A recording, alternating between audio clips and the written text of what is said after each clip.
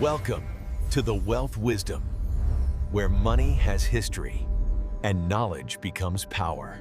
Have you ever wondered why national debt never goes down? Why every election season, politicians promise to fix the economy, yet the debt clock behind them keeps spinning faster and faster, like a ticking countdown no one can stop? Why countries that produce oil, food, minerals, technology, countries with millions of workers contributing every day, still owe trillions of dollars? And here comes the real mystery few dare to ask. If every nation is in debt, who is collecting the interest? Where does the money actually go? And how is it possible that the more a country borrows, someone, somewhere, gets richer? Today, we are going to uncover the system that quietly converts national debt into endless profit streams. A system so deeply woven into modern economies that most people never even question it. This system is not hidden because it is secret. It is hidden because it is complicated. Because the most powerful systems in the world don't need to be hidden behind locked doors. They only need to be confusing enough that people stop asking questions. And at the center of this silent mechanism is one institution, the central bank. We grew up believing that governments create money, that the treasury prints currency, that elected leaders decide how much the country spends. But that's not how the system actually works. So let's start with one simple and crucial question. Where does money come from? Not the paper notes, not the coins, not the digital numbers in your bank account. I mean the concept of money. What is money? Today, money is debt. Every dollar, euro, rupee, peso, almost all modern currencies are created through lending, which means for money to exist, someone must go into debt. No debt, no money. And this is where central banks enter the story. Central banks create money by lending it to governments, usually by buying government bonds, and those loans must be paid back with interest. But here is the twist. The money to pay the interest does not exist. It only appears when more debt is created. So the system requires continuous borrowing, continuous repayment, continuous interest extraction, and once you see that, something becomes clear. The rising national debt is not an accident. It is a business model. To understand how our world ended up here, we need to travel back in time. Before financial markets, before banks, before paper currency, there was gold. Gold had weight. Gold had physical value. You couldn't print more of it, but gold was inconvenient. Merchants who traveled across continents couldn't carry chests of gold safely. So wealthy goldsmiths began offering secure storage. People left their gold with the goldsmith and received paper receipts. These receipts were easier to trade, and so they quickly became a kind of early money. But then something happened that changed the world forever. Goldsmiths noticed that people almost never came back to claim their gold, so they began issuing more paper receipts than gold they actually had. Those extra receipts were loans created out of thin air, and they charged interest on them. This was the moment money stopped being a store of value and became a debt claim. Whoever controlled the supply of receipts controlled the economy. This was the birth of banking, and banking would eventually evolve into central banking.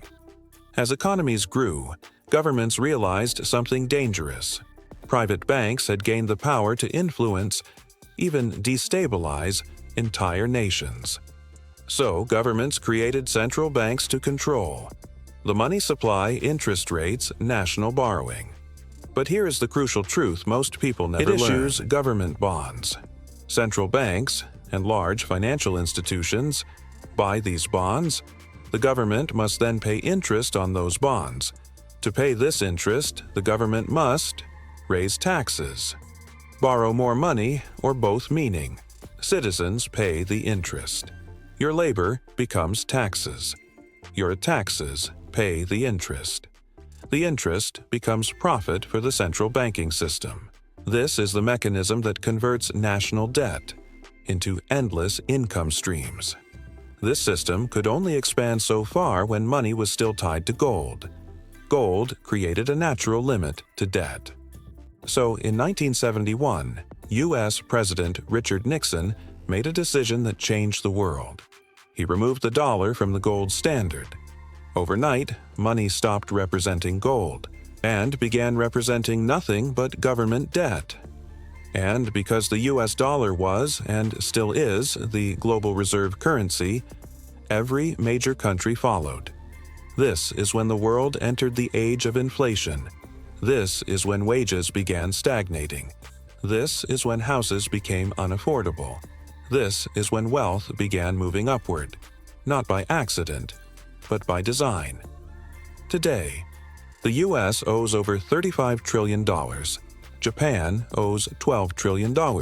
Europe owes trillions more. Developing nations are drowning in foreign loans. And here is the disturbing part.